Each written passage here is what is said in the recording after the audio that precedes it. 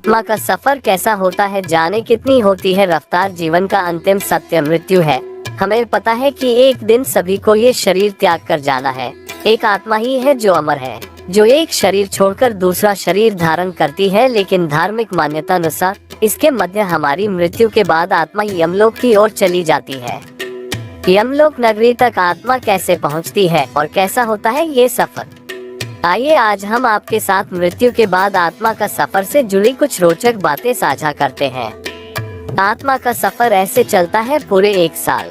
मृत्यु के बाद व्यक्ति की आत्मा प्रेत रूप में एक दिन में 200 योजन यानी 1600 किलोमीटर चलती है। 1 योजन 8 किलोमीटर का होता है। इस तरह 1 वर्ष में आत्मा यमराज के नगर में पहुंचती है। वैतरणी नदी को छोड़कर यमलोक का मार्ग 86,000 योजन है। वैतरणी नदी बहुत ही भयानक है, जिसे पार कर पाना बहुत ही कठिन है। कुछ ऐसा है यमलोक का मार्ग। यम मार्ग में 16 पुरिया यानी नगर हैं। ये सभी नगर बड़े ही भयानक हैं। इस मार्ग में बहुत कम समय से लिए व्यक्ति की आत्मा को महीने में 1 बार ठहरने का अवसर मिलता है। यहाँ आत्मा अपने पूर्व जन्म के कर्मों और परिवार के लोगों को याद करके दुखी होता रहता है। यमदूतों की यातना से दुखी होकर आगे कैसा शरीर मिलेगा ये सोचकर भी घबराता है। यम मार्ग में भयानक नरक। यम मार्ग में कई नरक हैं, जिनमें कुछ नाम है अंतम और ताम्रमय। अंतम कीचड़ और जोग से भरा है, जबकि ताम्रमय तपे हुए तांबे जैसे गर्म है।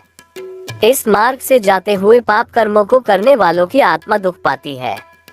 यमलोक के द्वारपाल। यमराज के भवन पर धर्मध्वज नाम का द्वारपाल पहरा देता है। यही चित्रगुप्त को पापी लोगों की आत्माओं के यमलोक में आने की सूचना देते हैं। यमलोक के द्वार पर 2 भयानक कुत्ते भी पहरा देते हैं, जो पापियों को देखकर लाल आंख किए उनको झपट लेना चाहते हैं। यमराज के सभासद करते हैं कर्मों का हिसाब। यमराज के दरबार में ब्रह्मा जी के पुत्र श्रवण और उनकी पत्नी श्रवणी निवास करते हैं। श्रवण पुरुषों के सभी कर्मों का लेखा रखते हैं। ये पुरुषों की सभी बातों को दूर से ही सुनकर उनके पाप पुण्य का लेखा जोखा रखते हैं। इनके कहने के अनुसार ही यमराज पुरुषों को उनके कर्मों के अनुसार फल देते हैं। कर्मों का मिलता है फल। श्रवण की पत्नी स्त्रियों के पाप पुण्य को यमराज से बताते हैं। इनकी बातों और सलाह के आधार पर यमराज महिलाओं को उनके कर्मों का फल प्रदान करते हैं। सूर्य, चंद्र, जल, आकाश, मन, दिन रात और धर्म मनुष्य के कर्मों को जानते हैं। यमराज व्यक्ति के कर्मों का हिसाब करते समय इन्हें भी गवाही के लिए बुलाते हैं। मिलता है नया शर। कई ऋषि और अश्वमेध यज्ञ के फल से उत्तम लोक में गए राजागण भी यमराज के दरबार में सलाहकार होते हैं। सभी से विचार और सलाह लेने के बाद यमराज व्यक्ति को दंड और उसके अगले शरीर के बारे में विचार करते हैं। अपने कर्मों का फल भोगकर प्राणी को फिर से बचे हुए कर्मों का फल भोगने के लिए नया शरीर मिलता है। मृत्यु के समय ये 4 चीजें हो पास तो बिना श्राद्ध भी मिल जाता है स्वर्ग। जीवन भर मनुष्य ये सोचता रहता है कि मृत्यु के बाद उसे नरक ना जाना पड़े, इसके लिए दान, तीर्थयात्रा और व्रतोपवास करता है। लेकिन गरुड़ पुराण कहता है कि मनुष्य को मृत्यु के बाद अपने अच्छे और बुरे दोनों कर्मों का फल भोगना पड़ता है। यह जरूरी नहीं कि आप बहुत व्रत और दान करें, दूसरी ओर पाप कर्म भी करें तो आप पाप के दंड से मुक्त हो जाएंगे। आपको दोनों ही कर्मों का फल बारी बारी से भोगना पड़ेगा। लेकिन गरुड़ पुराण के 9वें अध्याय में एक उपाय बताया गया है, जिससे मनुष्य को बिना कुछ किए स्वर्ग में स्थान मिल जाता है। पक्षीराज गरुड़ से भगवान विष्णु कहते हैं कि मृत्यु के समय जिनके पास 4 चीजें होती हैं, उनके पास यमदूत नहीं आते और व्यक्ति की आत्मा को स्वर्ग में स्थान मिल जाता है। तुलसी का पौधा। पुराण में बताया गया है कि जिस घर में तुलसी का पौधा होता है वह घर तीर्थ रूप होता है। तुलसी की मंजरी से युक्त होकर जो व्यक्ति प्राण त्याग करता है वह यमलोक नहीं जाता है।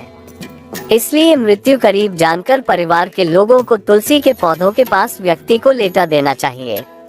मरने वाले व्यक्ति के माथे पर तुलसी के पत्ते और मंजरियों को रख देना चाहिए। व्यक्ति के मुंह में भी तुलसी के पत्ते रख देना चाहिए। इस प्रकार से मृत्यु होने पर व्यक्ति यमलोक नहीं जाता है, इन्हें स्वर्ग जाने का अधिकार प्राप्त हो जाता है। गंगा जल। सामाजिक मान्यता है कि मृत्यु के समय व्यक्ति के मुंह में लोग गंगा जल डाल देते हैं। गरुड़ पुराण में बताया गया है कि मृत्यु को करीब जानकर जो लोग मरने वाले के मुख में गंगाजल डाल देते हैं वह मरने वाले का बड़ा उपकार करते हैं। गंगा भगवान विष्णु के चरणों से निकली है और पापों का नाश करने वाली है। गंगा जल धारण कर जो प्राण त्यागता है वह स्वर्ग का अधिकारी हो जाता है।